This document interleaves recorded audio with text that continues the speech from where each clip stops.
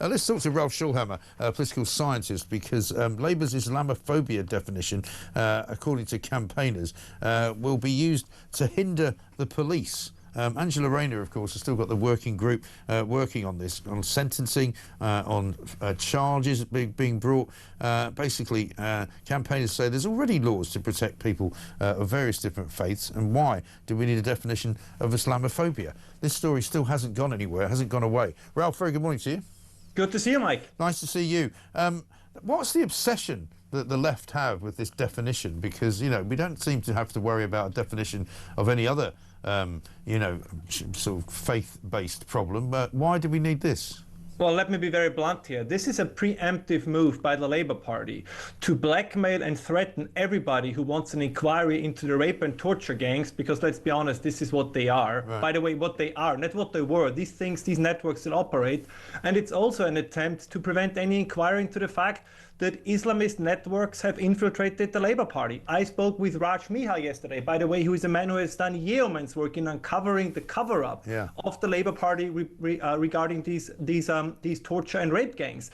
And what the Labour Party is attempting at the moment in all areas of life is a descent, in some areas at least, into a quasi-totalitarian form of government. I mean it as I say it. Like, I'm not trying to be hyperbolic here, Mike. What's happening in the UK is very worrisome. The only thing that gives me some comfort is that more and more British people are waking up to it. But this is a dangerous party at the moment. Yeah, it really is. I mean, the only good news, I suppose, is that the party itself, the government itself, is kind of riven with all sorts of problems, so that they can't really get anything done because they can't actually agree within their own party on what they should be doing.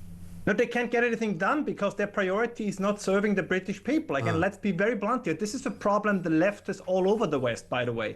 Leftist parties, for the most part, with maybe the exception of the Social Democrats in Denmark, but they alone will not save Western civilization, have turned against their own people. Again, I'm not being hyperbolic here. Look at the policies. Who gets priority? Who gets priority in housing? Who gets priority in welfare? Who gets priority in schooling? Wherever you look, it's always people that don't hold a passport of the country that are supposed to be governed by the parties, by the left-wing parties that are in charge. You see it in Germany, you see it in the UK, you see it in the United States, you see it everywhere. And I know usually I was saying, oh, no, this is just exaggeration. It's no longer exaggeration. The numbers demonstrate it. Well, it does. I mean, when you see the way the police operate in certain situations, whether they're policing a Palestinian demonstration, a pro-Palestinian demonstration, or a demonstration, as we saw at the weekend, Unite the Kingdom, you know, they behave in a very, very different way, don't they?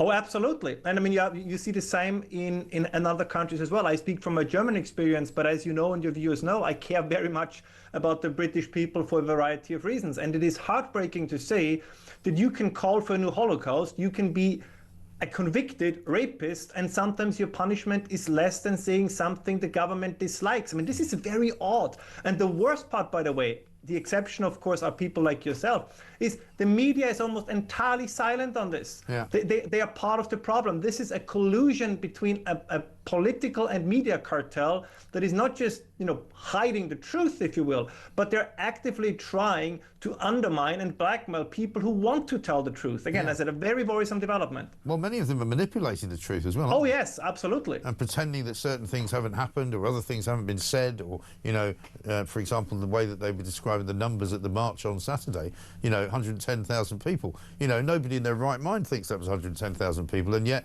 that's the narrative that was coming out. That was the official figure that the police came up with. That was the official figure the BBC came up with, and everybody just reported it.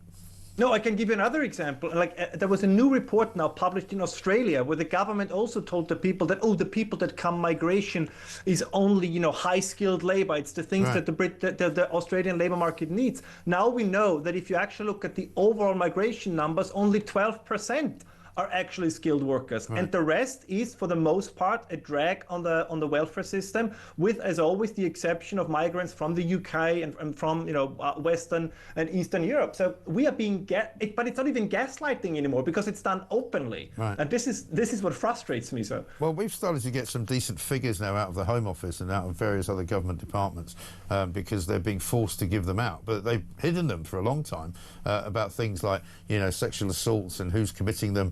you know, which people from which countries, you know, how many people from foreign countries are actually on benefits, because we were always told before, oh no, you know, when migrants come here, they're not on benefits, that doesn't work, doesn't happen. Well, it does happen, and there's millions and millions and millions of pounds being paid out to them every single year as a result of it. And so we are getting a bit more at the truth here, but you're right, there are still people who wish to conceal it. Yeah, and it's not just a financial problem. People are willing, I guess, to accept, due to economic hardship, a certain cut to their, under worse circumstances, to their income, as long as they feel that everything else is working. But it's the case again, and I'm not speaking just about the UK here. If you live in a country where you feel less safe, less secure, less optimistic about the future, and then on top of it you get poorer as well. I mean, I have to be honest with you, Mike, I think we're entering pre-revolutionary territory here. And if I would be a follower of John Locke, right, at some point you have to say that, you know, if the system turns tyrannical, then the people have the right to revolt. I'm, of course, not fomenting a revolution now. For the moment, revolt at the ballot box. But I think it is very important for the British people to send a very strong signal at the next elections. Yeah, I think that's going to happen as well, and I think, you know, the two main parties are going to be very, very shocked when they see that how that actually turns out. But listen, great to talk to you, Ralph Schoellhammer. Thank you very much indeed, political scientist there, on the danger of what's going on in Western Europe particularly, but also in other Western countries like the United States of America.